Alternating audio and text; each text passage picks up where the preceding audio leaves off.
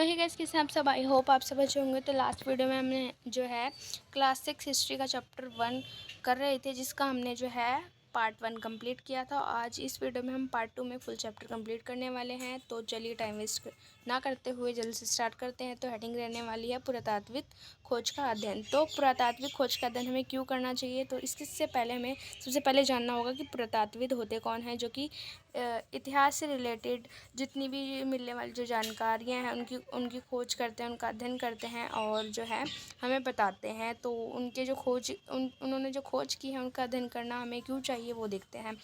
कई वस्तुएं अतीत में बनी और प्रयोग में लाई जाती थी। ऐसी वस्तुओं का अध्ययन करने वाले व्यक्ति ही पुरातात्विद कहलाते हैं। तब आपको मालूम चलेगा कि पुरातात्विद होते कौन। पुरातात्विद जो है पत्थर और ईंट से बनी इमारतों के अवशेष, चित्रें तथा मूर्तियों का अध्ययन करते थे। तो जो पुरातात्विक होते थे वो अतीत में मिलने वाली जितनी भी जानकारियाँ थी उनकी स्टडीज़ करते थे और हमें बताते थे। पुरातात्विद औजारों और हथियारों, बर्तनों, आभूषणों और सिक्कों की प्राप्ति के लिए छानबीन तथा खुदाई भी करते थे। पुरातात्विद जो है जानवरों, चिड़िया तथा मछलियों की हड्डियाँ भी ढूंढते थे, है ना। तो पुरातात्विद जो है इन सभी चीज़ों जिसमें औजार, हथियार, बर्तन, आभूषण, सिक्के, ये सभी जो हैं हड्डियाँ वगैरह, इन सभी से जो है जानकारियाँ हासिल करने की कोशिश करते थे कि जो पुराने टाइम पर लोग थे वो क्या क्या खाया करते थे, क्या एक्टिविटीज़ किया करते थे। इससे उन्हें ये जानने में भी मदद मिलती थी कि अतीत में लोग क्या खाया करते थे। वनस्पति के अवशेष भी बहुत मुश्किल से बच पाते हैं। यदि अन्न के दाने अथवा लकड़ी के टुकड़े जल जाते तो वे जले हुए रूप में बचे रहते। तो जो है उन्होंने पुरातात्विदों को है क्या क्या जानकारी मिली है कि जो पुराने टाइम पर लोग थे वो अन्न भी खाया करते थे।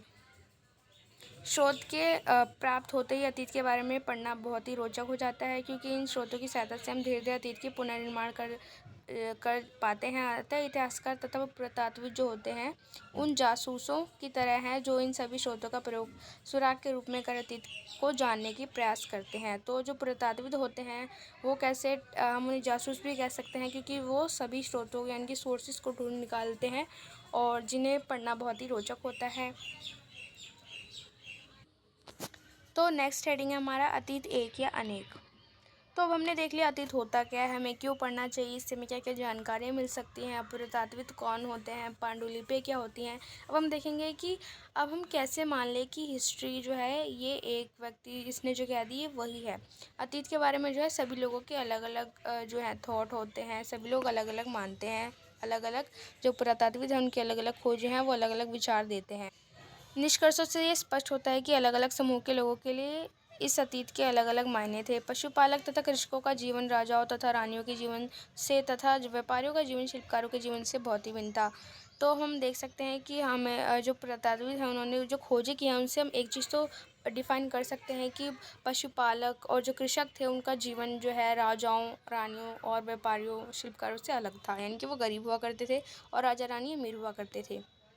ऐसा अंतर तो हम आज भी देख सकते हैं। उस समय भी देश के अलग अलग हिस्सों में लोग अलग अलग व्यवहार और रीति रिवाजों का पालन किया करते हैं। उदाहरण के लिए आज जो है अंडमान द्वीप के अधिकांश लोग जो है अपना भोजन मछलियाँ पकड़कर, शिकार करके और फल फूल के संग्रह द्वारा ही प्राप्त करते हैं। इसके विपरीत ही शहरों में रहने वाले लोग जो हैं खाद्य आपूर्ति के लिए अन्य व्यक्तियों पर निर्भर करते हैं।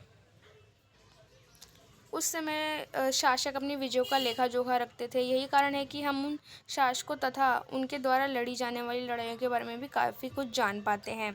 तो शासक जो थे अपनी विजयों का जो है उनको लिखवाते थे। अपने जो कवि होते थे वो उनके कवि जो थे वो उनकी विजय के बारे में किताबों में लिखा करते, जिसके बारे में आज हमें जानकारी मिल पाती है कि उन्होंने कौन से युद्ध जीते, कौन से हारे।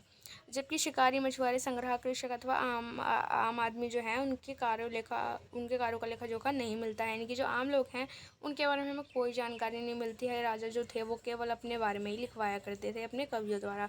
सहायता से हमें अनेक जीवन को जानने में मदद मिलती है। यानी कि अतीत से जो है हमें उनके जीवन यापन के बारे में भी, कैसे जीवन अपना जीते थे, इसकी भी जानकारी मिलती। तो यहाँ पर हमारा चैप्टर एंड होता है। आई होप आपको ये वीडियो अच्छी लगी होगी और आपको कमेंट में बताना है कि आपको ये चैप्टर समझ आया कि नहीं। तो नेक्स्ट वीडियो जल्दी आएगी।